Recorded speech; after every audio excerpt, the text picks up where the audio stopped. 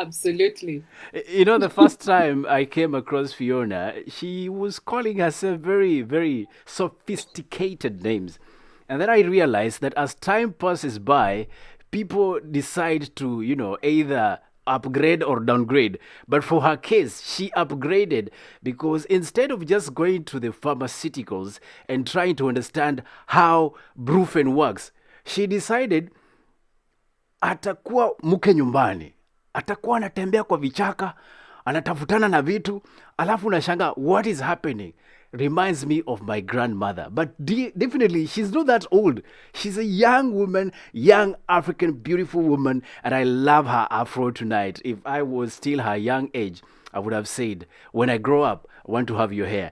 Good evening, Fiona, and welcome to the conversation. How are you doing? I'm doing well. Thank you very much. Just to correct the whole mke nyumbani, scrap that. Umesema that's where you draw the line. Well, I'm still a baby. All right, I love babies, and if it's Wednesday, so you can be the babe in the show. Anyway, enough of this funny talk. Let me just bring you back to the talk, and once again, I'll give you the opportunity to introduce yourself to those of you who do not know Fiona. This is your time, Fiona, to really do the honors. Go ahead.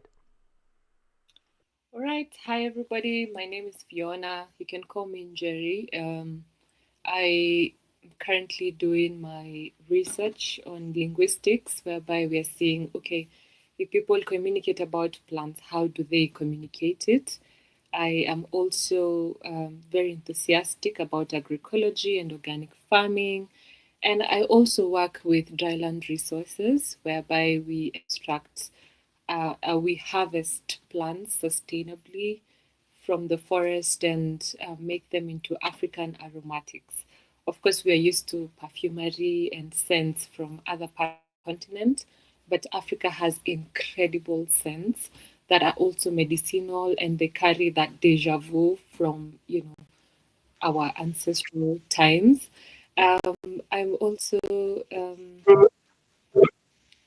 yeah, a student of life, a student of nature, and I'm very excited to be here today.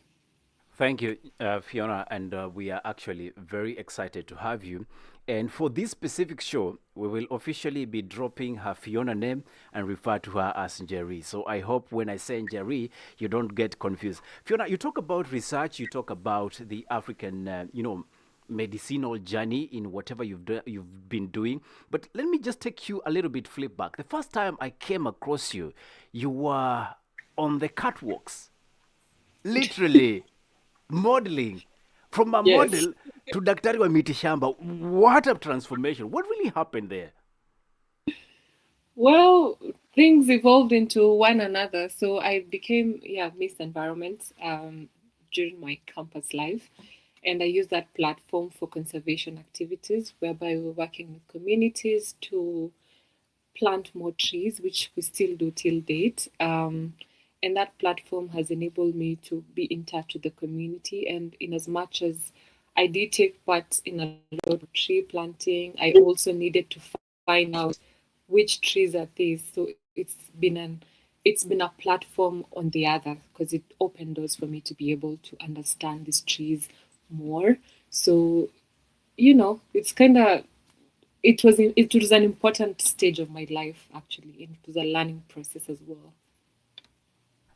Asante sana, and I'm happy that through the work you've been able to do in the past as a student, you've been able to graduate to become a long time student of life, and now you are dealing with the forest conversation.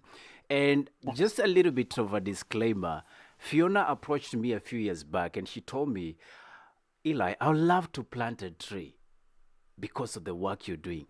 Let me just find out, is my tree still alive ama uliifanyia nini wewe ama Taller uliivuna? it's taller than I am right now. Incredible work. Yes, I did plant it. It comes with the genes, right?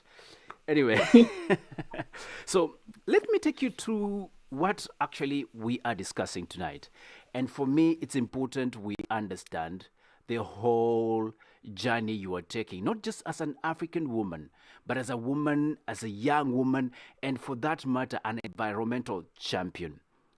Day to day, you interact with numerous ecological things from the aspect of trees, the flora and fauna, but specifically, you have chosen the wax of flora. Am I getting it right? Is that the term, right? So, Absolutely. what really pushed you into this? And as a researcher, you also call yourself a herbalist. What is your journey in this? What are you trying to discover? And what are you trying to pursue? Okay, cool. So my work sits at the intersection of the power of nature and the possibilities that it holds for healing, for livelihoods, and ecological knowledge systems, especially here in Africa.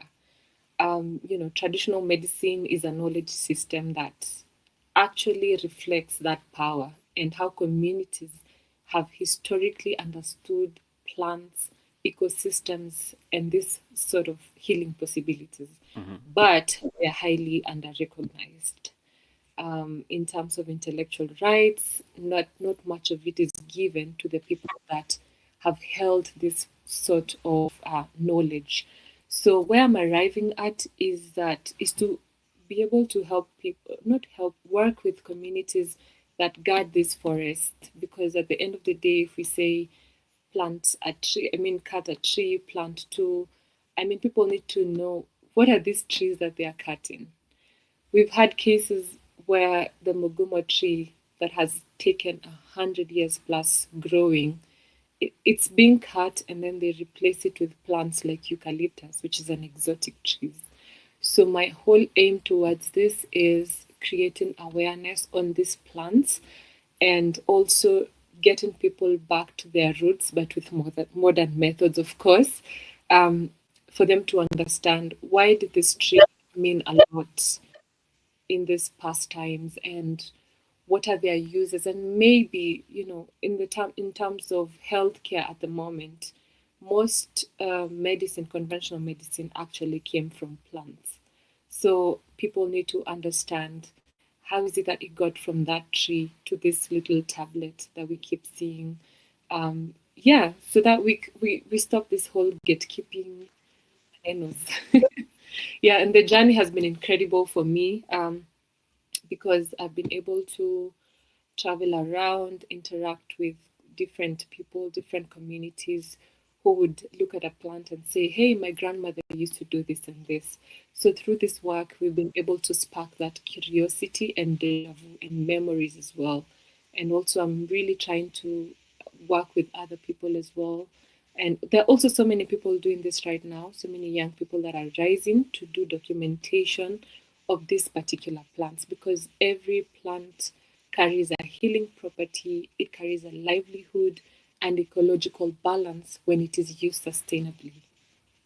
Yeah. Well, I love the fact that Fiona, you talk about the aspect of plants and what they carry. In my little research and in my very small philosophy, I always Yeah. say if you want to know a tree is living, you necessarily do not have to watch anything else but the roots. And for me, it reconnects me to who we are as Africans.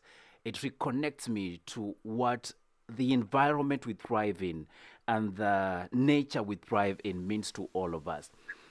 Speaking as an African woman and also as a herbalist that you've become today, you talk about the beauty and I will say the goodies that comes with our trees. Which of these specific trees maybe today you would like to look at and say, for me, this stand out? I know there are many, but maybe is there any specific tree that has a story you'd love to share with us? Oh, wow. That is really hard to choose from. No. um, I would, I would talk about, first of all, the Mugumo tree, because, of course, a lot of them have been cut, especially here in Nairobi, in the name of development.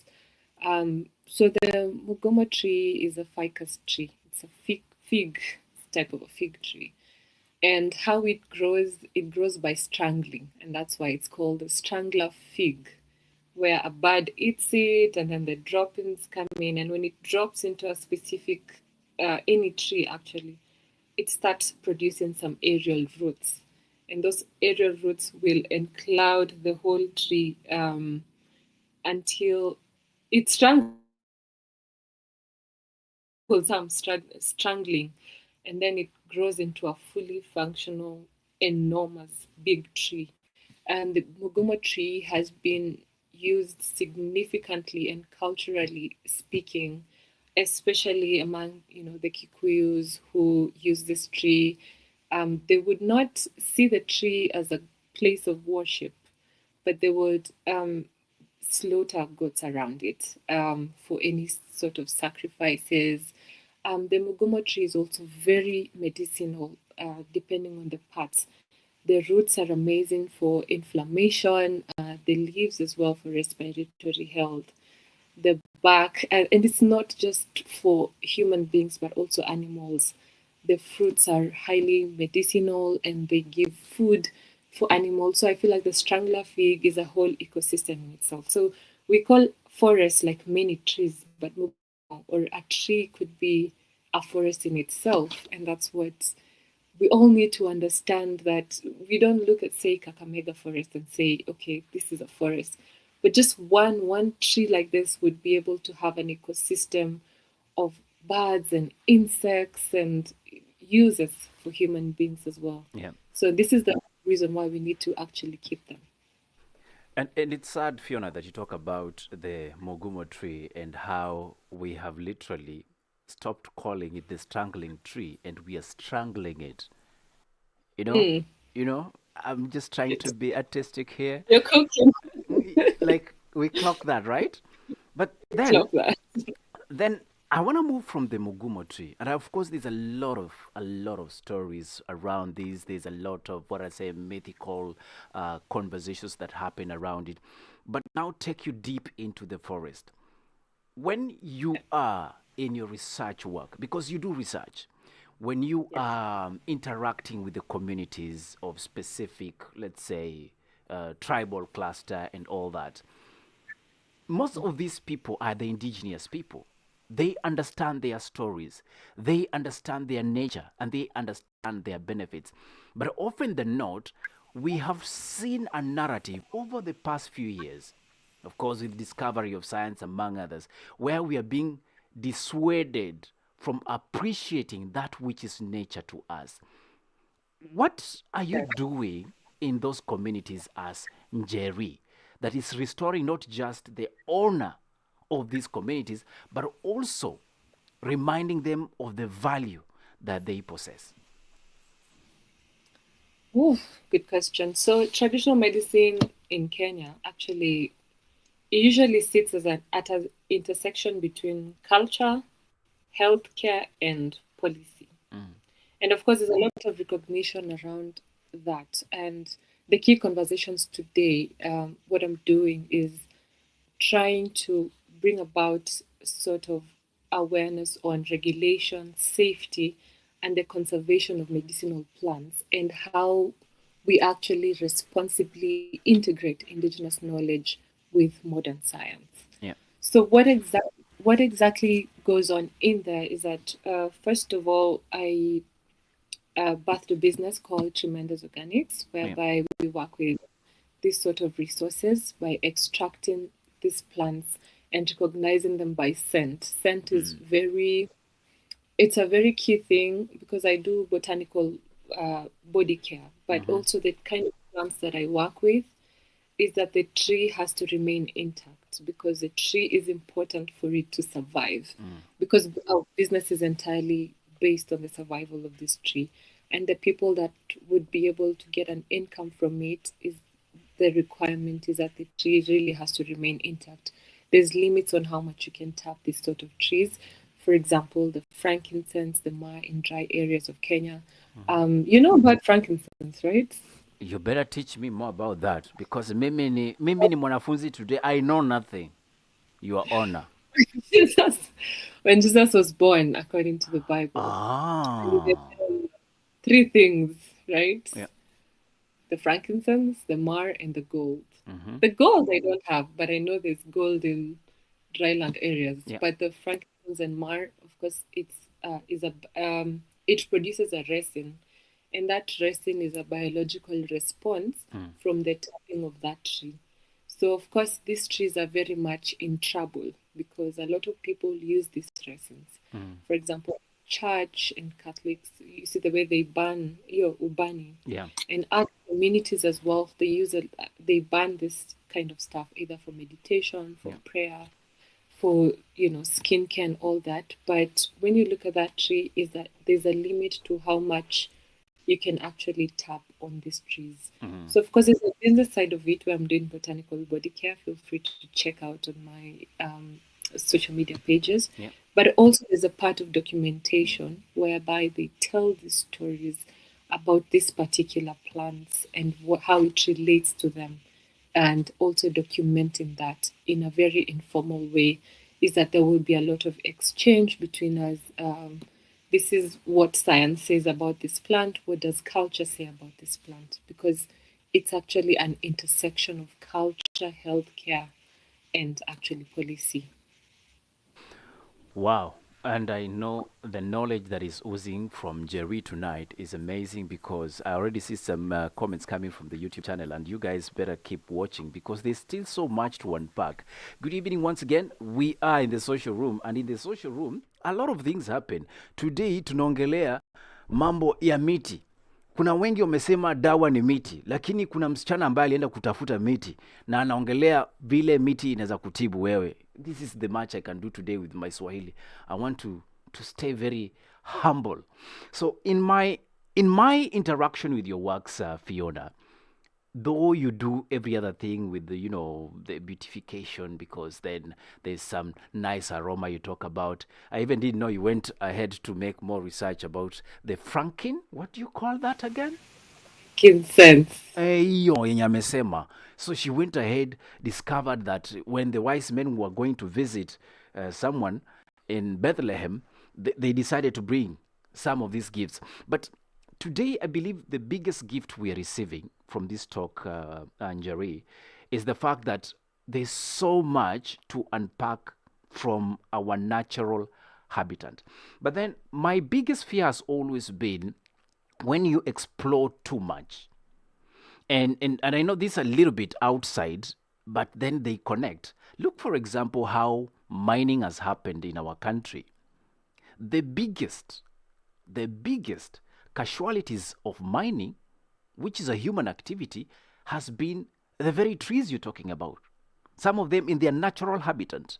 We have also have animals who have been affected. So how do you ensure, even as you do your work, you do not completely go overboard, or this nature just replenishes? Because I would love to understand that from you.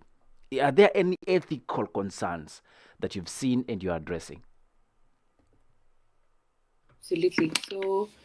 Um, so when we explore and of course harvest too much without regulation or respect for regeneration cycles, we move from healing, you know, to exploitation, if there's a better word for it. And of course, medicinal plants are not infinite resources. Many species are used in that are used in traditional medicine are already under pressure because of the harvesting of the roots, the barks that actually kill the plant. There's also the risk of habitat loss and commercial demand without cultivation systems. So, in terms of policy, of course, we need to encourage domestication and cultivation of high demand medicinal plants. And that's a project I'm trying to work on with the farmers. For plants like the African basil, those are the ones that are easy to work with. There's also seasons, observing seasons, those wild harvesting seasons, and the quantities, for example. Like when I was telling you about the frankincense tree, is that Yeah. there's a limit to how much you can tap on that tree. I don't know if you've ever seen the gum that comes out of an acacia tree.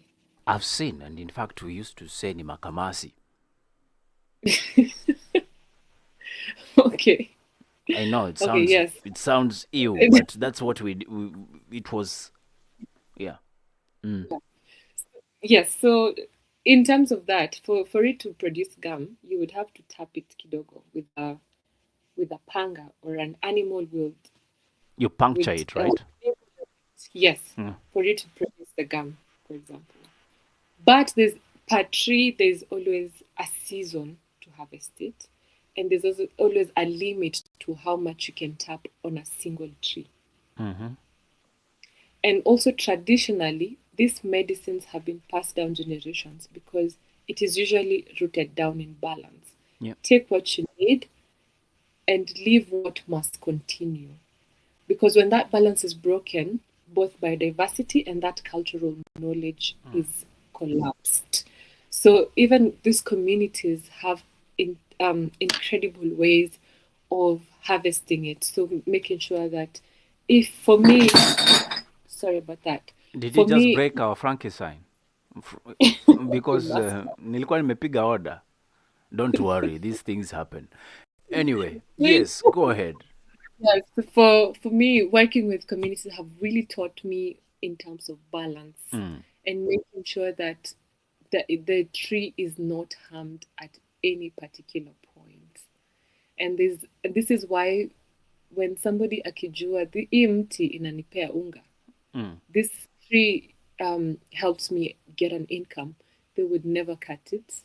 They will never over exploit it, and they will always keep planting more, of course, observing agroecological principles, you know.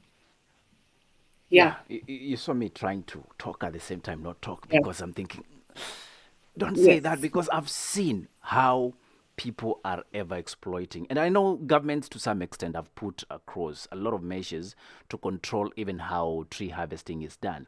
But then let me talk from the aspect of you, because I believe just because you are doing more research and you are also in a kupea unga instead ya gum, you also understand the aspect of continuity, right?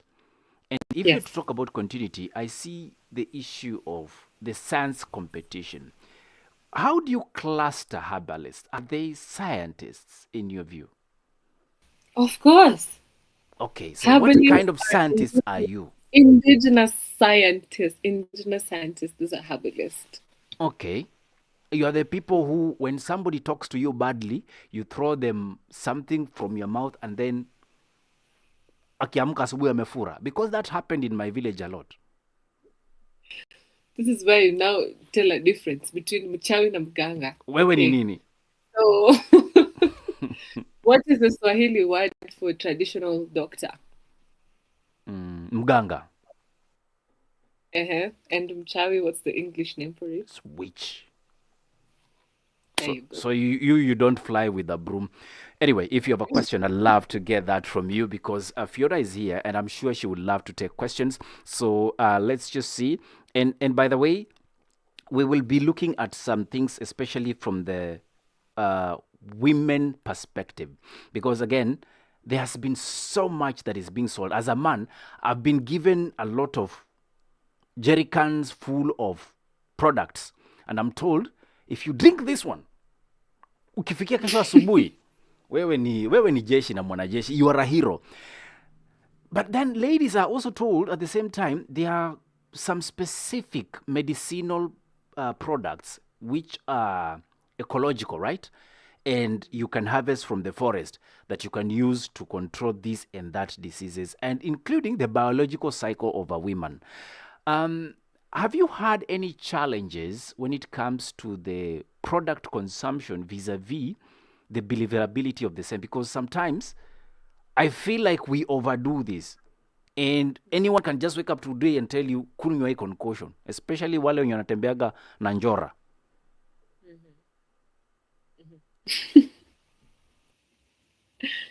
That's a very good question. So, I don't, where would I In start? short, Can I I'm talking about the issue of regulations. Are there regulations that are actually addressing such? And how are you guys, trying to integrate this into your day to day so that you do no harm, not just to the Okay. tree, but to the patient. Yes. In terms of under law, first of all, speaking from government, I don't work with the government, but I would say that, first of all, traditional medicine, or TCIM, traditional, complementary, and integrative medicine, actually falls under the Ministry of Health. It's linked to the Kenya Health Policy and Traditional and Alternative Medicine Act frameworks. And that's an ongoing regulation space. And yes, it is being integrated into Kenya National's system through policy recognition, of course. And also, practitioners are expected to be registered or licensed. So their products ideally should go through the quality and safety assessment. So you just can't come to me, or I just can't come to you and say kunywa hii with no dosage without telling me what plant this actually is. And that sort of regulation is supported by some bodies here in Kenya. For example, KEMRI and the Ministry of Health department. And also, there's also the aspect of correct identification of these plants.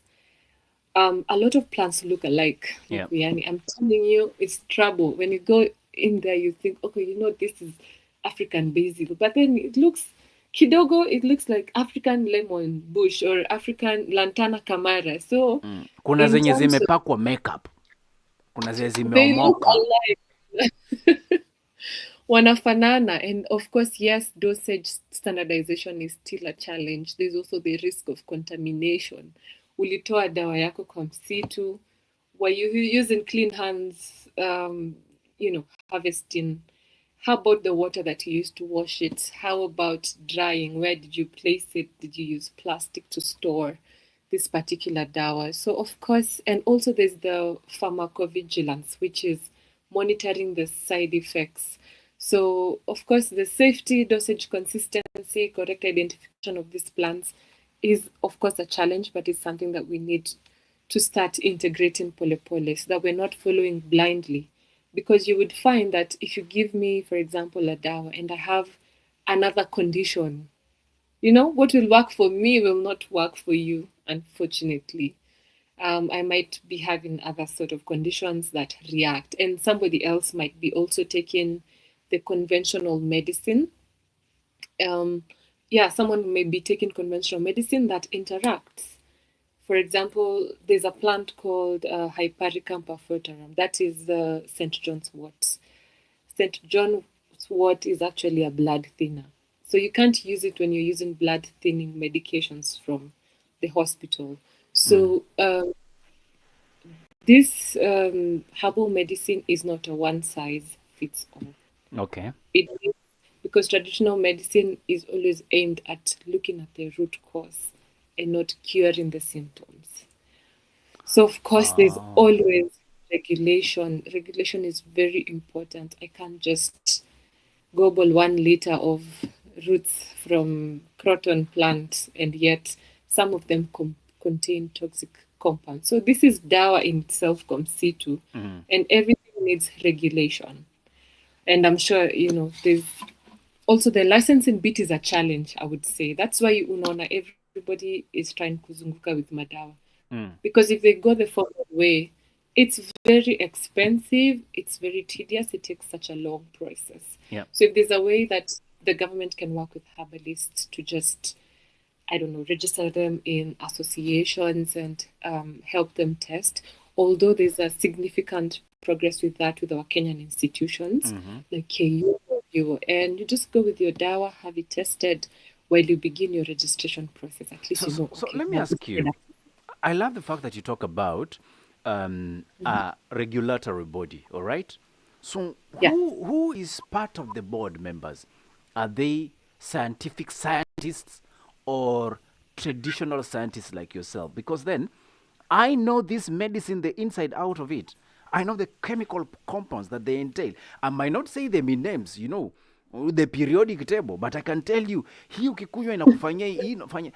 Who sits on that board? And I know probably that could be a little bit outside the scope of what you do, but it's important that we understand from your experience so that we know if there are any gaps we need to address. Who sits on those bodies? I would say educated pharmacists because I believe that they're the ones who are dealing because we have pharmacy and poisons board, we have chemistry, so I believe that those people are biomedical sort of scientists. Yeah. So how do you complement each other? Because again, I know my question is a bit redundant, but hear me out. I am Muganga, right? Yes. A healer. Guys, Yeah. by the way, we've learned mganga ni healer, mchawi ni nyinyi wenye mnatembea na vifagio jioni. Atuongelee nyinyi, sawa sawa. So mimi ni mganga. Yeah. I am treating people with my herbs, with my traditional concoction, among others. Mm-hmm. I understand the working around it because some of this knowledge, it's a lineage that is passed from one Yeah. to the other. Yes.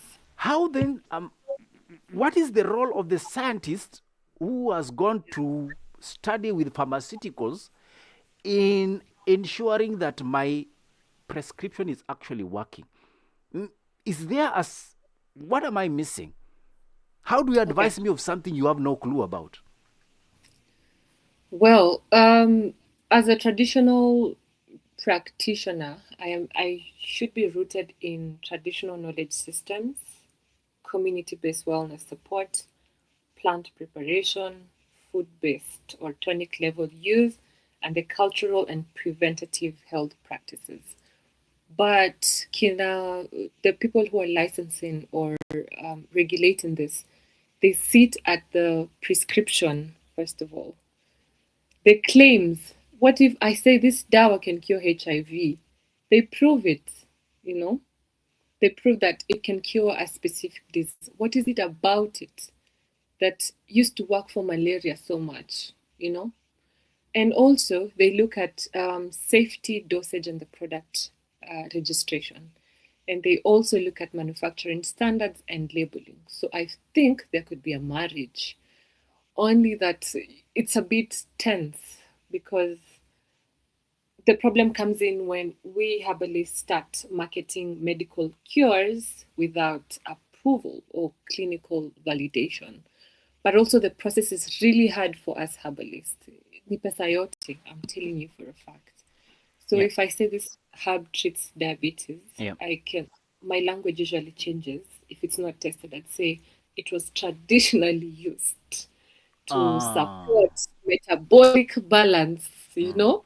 or it may support wellness alongside clinical care. So the language is it's a bit So tricky. framing is what you actually will consider because then you risk Yeah. you have a high risk of getting prosecuted if things Mm-hmm. go south. But then Yeah. And as you try yes. to explore this route, because it's important for us to understand the intrigues that surround herbal medication, among others. I remember growing up, there was a program on radio about this guy who was treating everything. I don't know what happened to it. Are there restrictions to advertising such products? I mean, if the products have gone through testing, I don't think there are restrictions. But Uzuri, the advantage right now, which is amazing to see, is that there's a lot of partnerships going on. There's collaboration instead of confrontation because there's people doing ethnobotanical research. So you have a botanist who can identify this. You have somebody from the regulation board who can validate that clinically. We also have international laws, the strategy frameworks.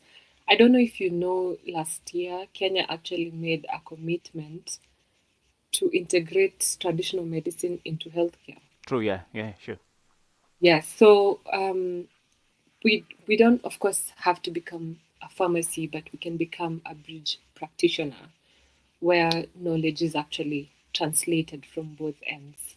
So, in terms of restriction, as long as the product is of good quality, it's safe and it's ethical and still recognizes the people that have upheld these particular practices, I don't think there's sort of restriction if I've answered your question.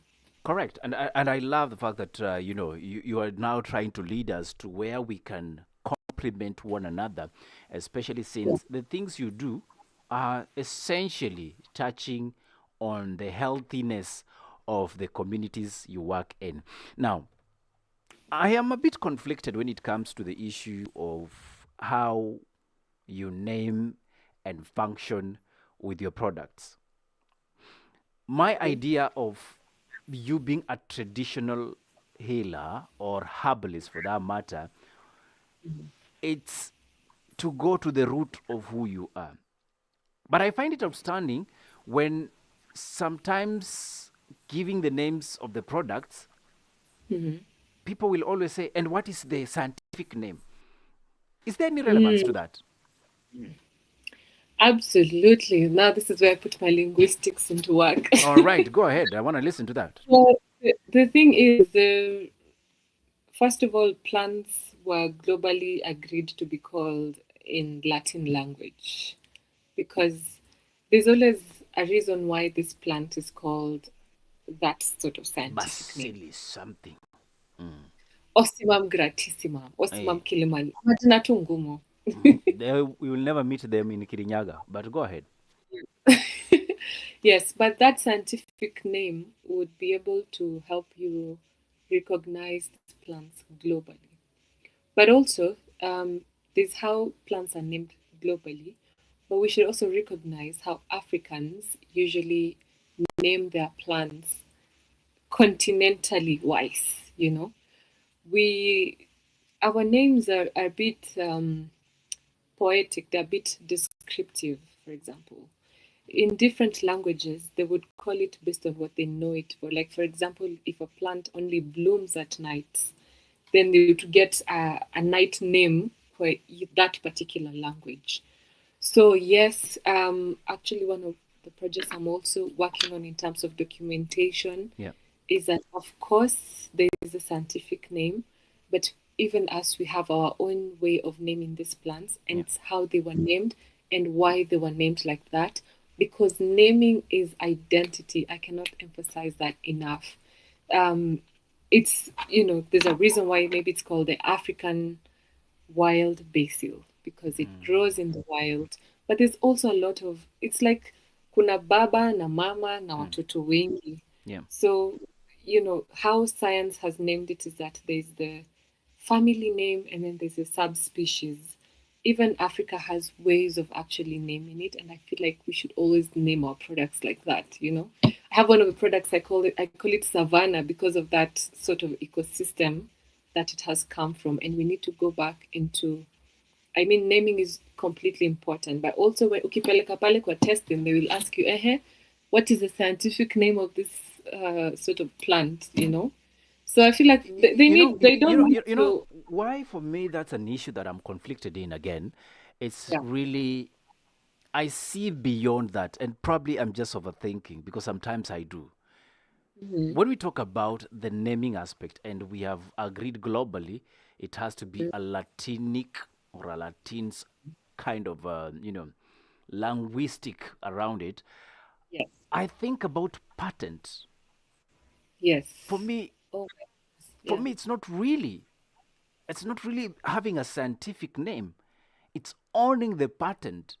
Because if I am able to distribute this specific product that we say it has, let's say, a thinning effect of the blood, it's not aspirin, but it's something in between, then Yeah.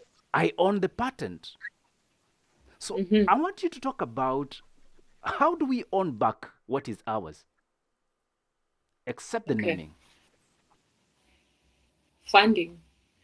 That's how we do that because first of all, when you look at plants like what would be a good example of a plant, for example? Neem. Okay, neem is not it's not native here. Okay, there are some plants, for example, artemisia.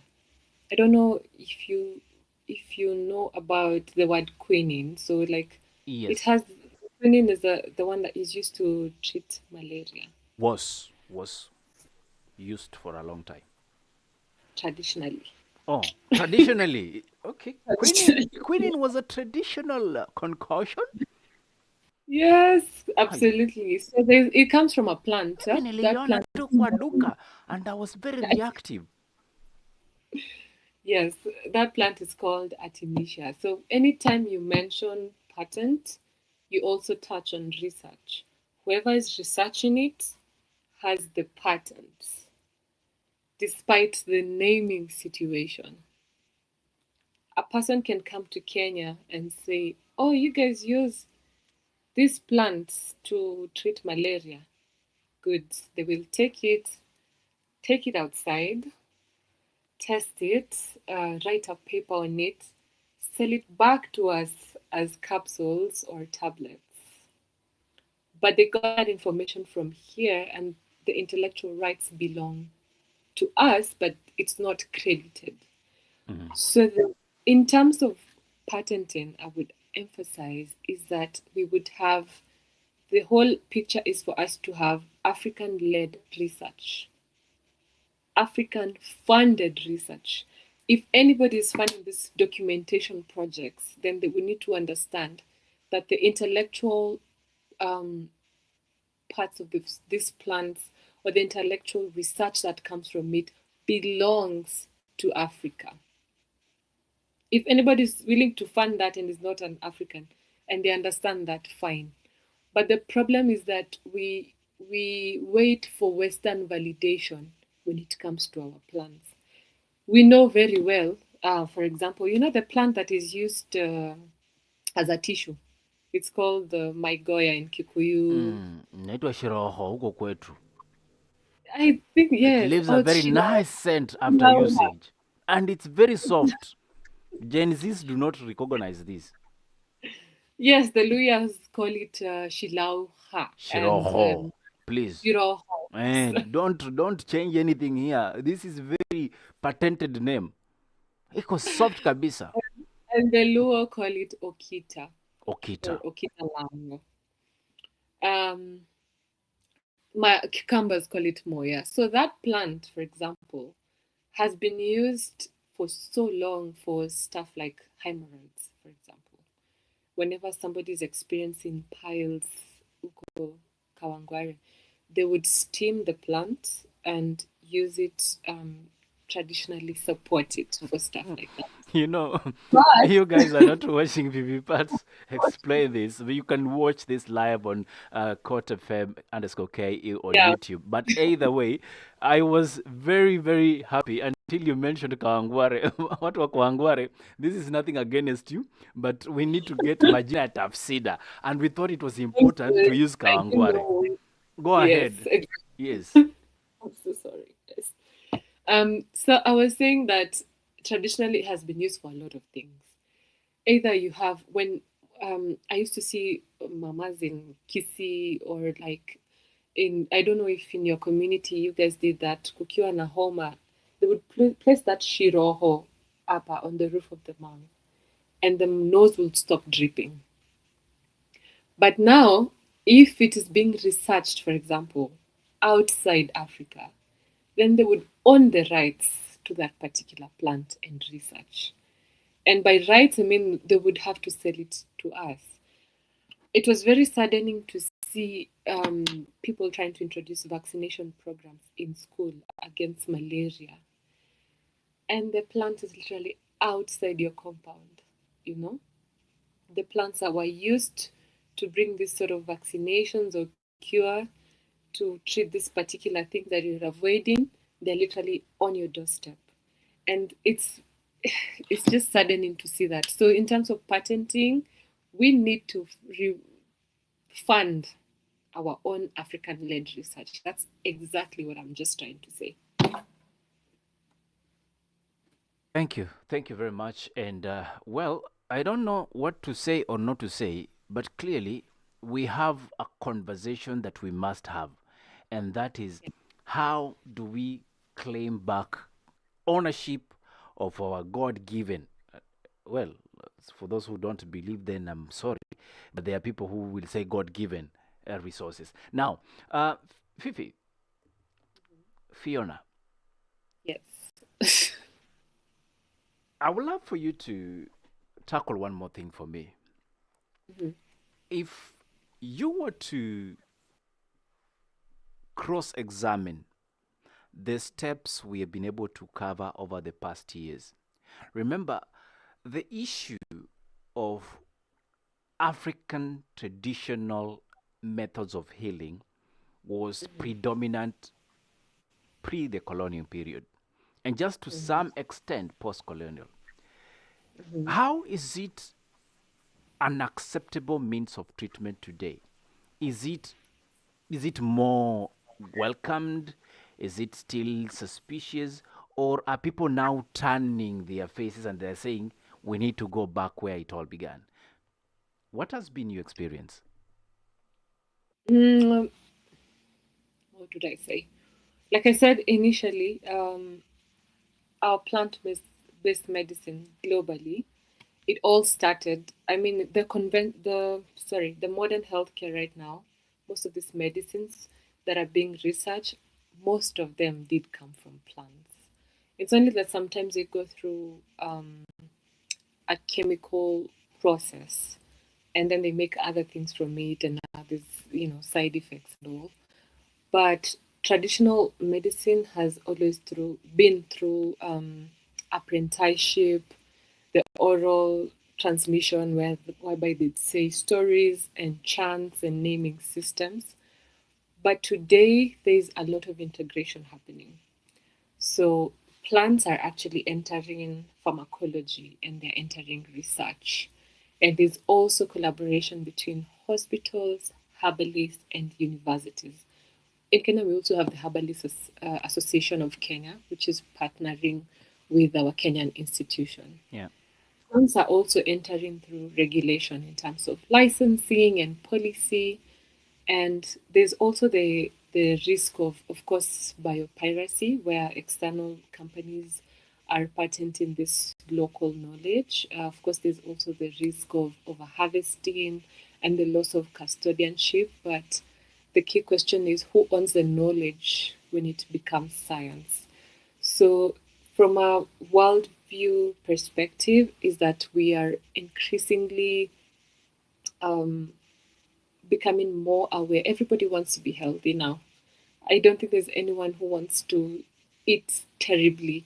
So we are transitioning, or rather, most people are becoming more aware of taking care of their bodies. Sometimes it can be so overwhelming. You're told, okay, this is good for your chest. This is don't take this, take this. It's just a bit overwhelming, but in terms of integration and research, we need to have as much as possible, and it's happening. And it's also lovely to see a lot of students who are doing units and topics and research academically on plants, and also us, the informal ones, who are documenting these sort of stories. So, yeah, that history has been we are moving from apprenticeship to documentation to owning those rights. I hope we will be able to own those rights as a continent, of course. Interesting, and I do hope we can own those rights, all of you who are listening in. Let's see if we have any questions so far. I think we have more listening in than questions, but I saw at one point mtu akituambia tunaingilia sana watu wa Ero, tusiingilie hiyo lane. Nimeshika mlima hiyo upande, but I stop. Um, we still have a few more minutes to really come to the end of this talk, but I think one thing I'm picking out of this is the fact that we have so much to work with rather than so much to be sad about. And for me, if we were to take anything home from this talk, Fiona, what would that be from the regulator perspective, from the practitioners who are yourselves, and generally the public? I would say meet Nidawa, and also I would say that it's very important for us to take care of our forests. The best time to plant a tree is now. Um, I mean, the best time was 20 years ago. Another best time is today.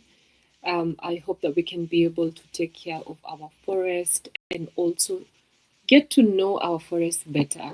Don't just look at trees and say, okay, this is just a tree. Let's start with our compounds. What medicinal plants are growing, or what plants are growing here?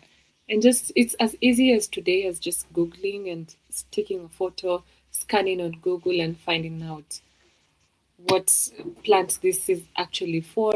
And can I interest you with something, Likuyani? Is that traditionally they believe that the plants that grow in your compound are meant to serve the issues that you are going through. So, for example, if you have kama ni blood pressure, wewe unakimbia hospitali going to get some blood pressure meds, Na huko na and dawa kwa boma. just left blackjack there and wandering Jew, and Umesema blackjack inatibu nini? inasaidia roho Oh, and blood. inasaidia roho. Okay. Yes. So blackjack is very medicinal, by the way. If we can add that to our vegetables, some women The and leaves you or already know the the needles? leaves are vegetables and the needles as a tea. Weka kwa chai and drink it. It's an amazing herbal tea, and that has also been With no scientifically sugar. backed. Put some honey, of course, Hani baba yangu or ako nayo. Hapo some karibu lemon. nishangaa. Niko ile blackjack. Hiyo kitu ilikuwa Yes. inakatilia nguo, inanidunga dunga tena niiweke kwa mdomo.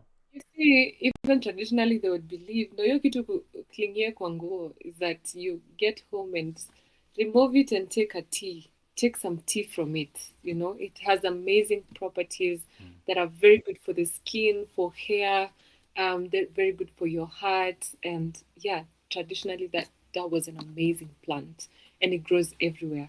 So my take home is that we need to embrace and trust our traditional medicine because trust is a big issue. They would look at a plant and say, should I really take this?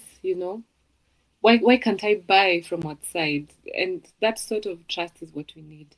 But also in terms of we need more research going into this, of course, African research and not. I mean, research is good globally. Is that we need to keep contributing to that sort of research so that we can be able to own that science. Yeah.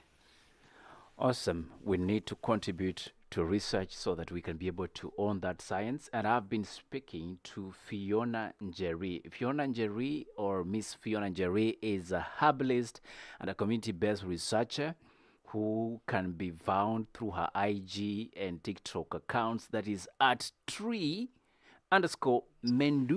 KE. Is it Menduz? Is it Mendoz? Like Unajua saying tremendous, but with tree. ati ni It's what? like saying tremendous. I am tremendously so tree. Tremendous. Yes. Hey, why you complicate my life?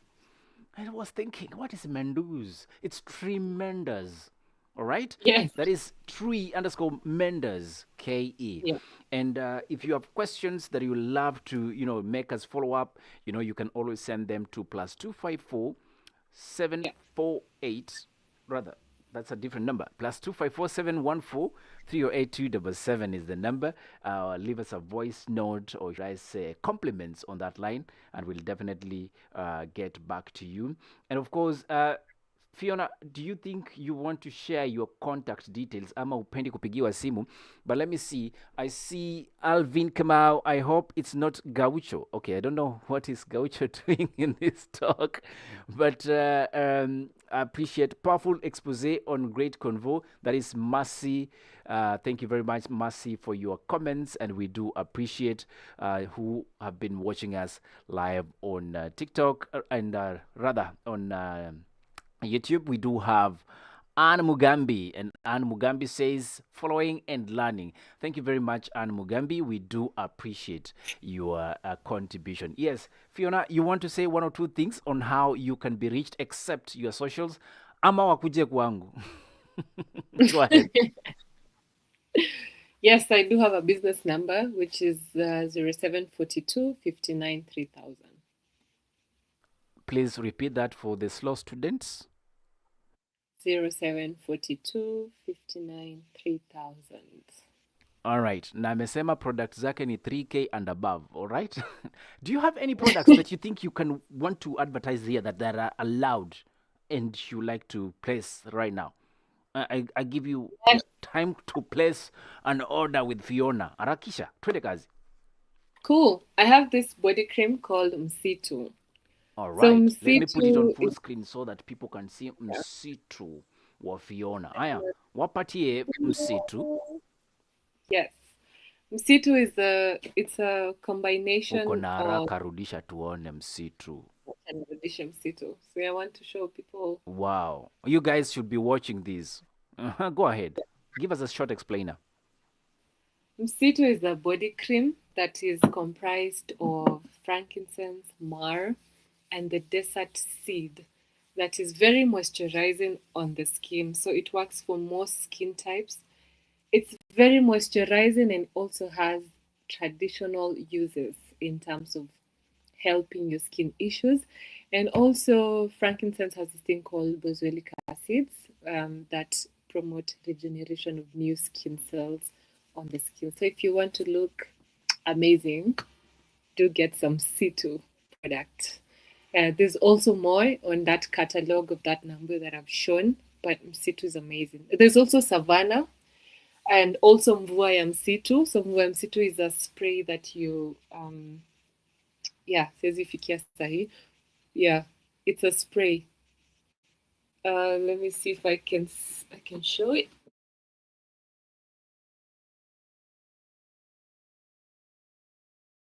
That is derived from yeah. Lukiani, you're muted. Oh, na mimi naongelesha mtu mwenye aongei. Aya basi. Fiona is there. Go ahead. Yeah, this is Mboya Msitu, which is also a mist. It's a light mist that you can do it either on your hair or your skin, and then take a deep breath in, and it will promote relaxation and also. So Msitu locks in the moisture. Mboya Msitu is a cooling mist that you can use whether you're sweaty, Yeah. whether you're dysregulated, you're feeling emotionally siko hapo. So it's used to promote that sort of energy and opens up your respiratory pathways in case you have a blocked chest as well. Yeah. Msitu is made of myrrh and something called the African sage, leleshwa. Leleshwa is a Maasai name for it. And even Kikuyus call it morereshwa. So it's an amazing spray that you use it on your face, your skin, and on your pillow as well. I Interesting. also have frankincense and myrrh if you want to burn them in the house. There's just more stuff that you can check out on my catalog. Now you know. And are you online by any chance? Ama wewe ni offline? Online. You are online. Kila kitu ni Yes. online. Okay, this is a trap question, isn't it? No. It's not like if we want to buy this stuff, we can buy them online. Do you have a website Oh, or anything? of course. Of course, yes. I Okay. have a catalog. All right. So my last question: from these products you've just presented to us, ziko na bei ama mimi ndio nilikuwa najaribu kuavoid kusikiza bei? Oh, yes, absolutely. Go ahead. YMC2, the small one, 50 ml, goes for 2,800, and this one goes for 4,500. 4,500. Well, let me see.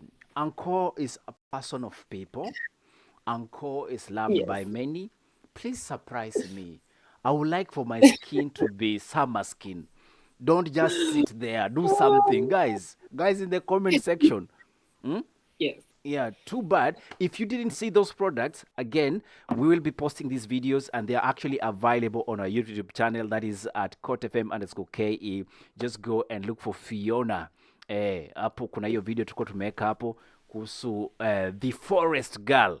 You'll see a beautiful girl there, Afrocentric, because her hair is looking amazing.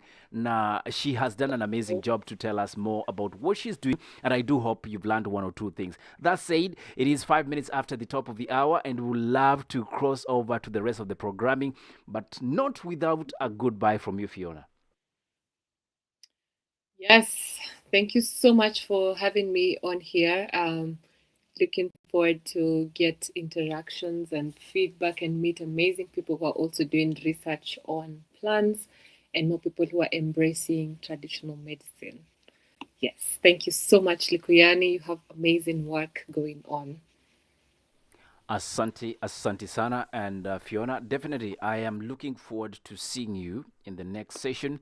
So be sure that we will catch up. And that said, ladies and gentlemen, we have been discussing with Fionah Njeri. Also, she tells me she has dropped officially from that other name that you people knew her with. She's no longer Fiona. You can call her Jelly. Hmm? I didn't say I'm no longer Fiona. I said the first one from 5 years ago. But anyway, Sitawaambia yes. hiyo ingine, hiyo ni siri. Siri siwezi toboa hapa. Okay. Huyu ni msichana ako na nywele. Any favorite song you like for me to play for you? Um, you have any Luya songs? Mama yangu. Did you meet someone on your way to Damascus? Patrick Kamau, great learning for Herbal today. Thank you, Patrick, for that. Our great work, the forest body, that is Wam Njuguna, and appreciated, of course. Powerful expose on the great convo, that is again by Mercy. And definitely looking forward to the next one. Amesema anataka nyimbo ya Waluya. Ni kama unataka kusikia mwana wamberi, lakini hiyo sina jamani.